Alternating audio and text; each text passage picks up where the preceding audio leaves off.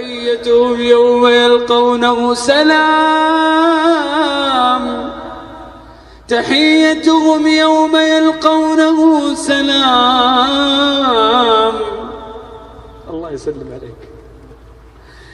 تحيتهم يوم يلقونه سلام وأعد لهم أجرا كريما. ألقى الإناس في صومي وصلاتي ودعائي للرحمن وجميع الطاعات. هل لي من الرحمن فيضا من البركات أنجو من النيران ومخاطر الدركات. هو الذي يصلي عليكم وملائكته ليخرجكم من الظلمات إلى النور وكان بالمؤمنين رحيما. تحيتهم يوم يلقونه سلام،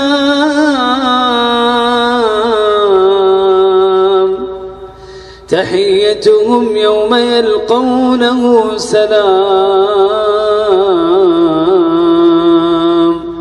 وأعد لهم أجرا كريما. إخواني في الله، والله لو طبقنا هذه الآية يا أيها الذين آمنوا اذكروا الله ذكرا كثيرا وسبحوه بكرة وأصيلا لنلنا الجوائز من الله. هو الذي يصلي عليكم، والصلاة من الله لك، الثناء لك عند جبريل. تخيل الله يثني عليك يا غالي، تخيل الله عز وجل يمدحك عند ملائكة لا يعصون الله ما أمرهم ويفعلون ما يؤمرون. نعمة عظيمة. وملائكته، حتى الملائكة تستغفر لك، حتى الملائكة تدعو لك. تخيل يا غالي لو أن أحد الصالحين الآن يدعو لك، ما هو شعورك؟ سعادة وطمأنينة في القلب. طيب أنا أقول لك إذا طبقت هذه الآية في حياتك ملائكة تدعو لك. الله جل وعلا يقول الذين يحملون العرش ومن حوله يسبحون بحمد ربهم ويؤمنون به ويستغفرون للذين آمنوا ربنا وسعت كل شيء رحمة وعلما فاغفر للذين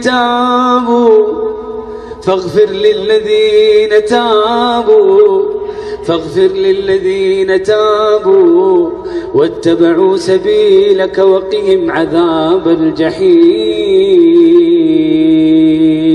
ثم قال ربي بعدها ليخرجهم من الظلمات إلى النور. كم من شاب سمع آية فأخرجه ربي من الظلمات إلى النور. شوف كيف بركة القرآن. فسمع رجل يقرأ كلام الله ألم يأن للذين آمنوا أن تخشع قلوبهم لذكر الله وما نزل من الحق. قال وهو يسرق بلى قد آن. صدق ربي عندما قال ليخرجكم من الظلمات إلى النور وكان بالمؤمنين رحيما. انظر إلى بركة القرآن وإلى بركة تطبيق هذه الآية في حياتك. وين توصلك؟ الله عز وجل قال بعدها تحيتهم يوم يلقونه سلام، تحيتهم يوم يلقونه سلام. الله يسلم عليك. تحيتهم يوم يلقونه سلام وأعد لهم أجرا كريما. صدق الله عندما قال والله يدعو إلى دار السلام ويهدي من يشاء إلى صراط مستقيم. صدق ربي عندما قال لهم دار السلام عند ربهم وهو وليهم بما كانوا يعملون. والله متى العبد استقام بشره ربي بعدها بدار السلام. إن الذين قالوا ربنا الله، يا توحيد، علق قلبه بالله. إن الذين قالوا ربنا الله ثم استقاموا فلا خوف عليهم ولا هم يحزنون. شوف هذه الاستقامة وين توصلهم.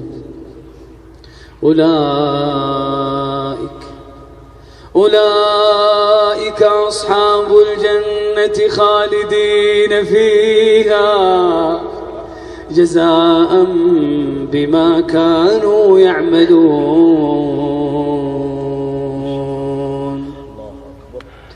حياتي مع الله أجمل، مع الله تحلو الحياة، وقلبي إليه تبتل صياما دعاء صلاة. علق قلبك بالله. يقول أحد السلف المسارعة إلى الله بالقلوب أعظم من المسارعة إلى الله بالأبدان. فعشان كذا إلا من أتى الله بقلب سليم ولا تخزني يوم يبعثون يوم لا ينفع مال ولا بنون إلا من أتى الله بقلب سليم. انظر وتمعن وتأمل ماذا يقول الله عز وجل مادحا إبراهيم. وإن من شيعته لإبراهيم إذ جاء ربه بقلب ماذا؟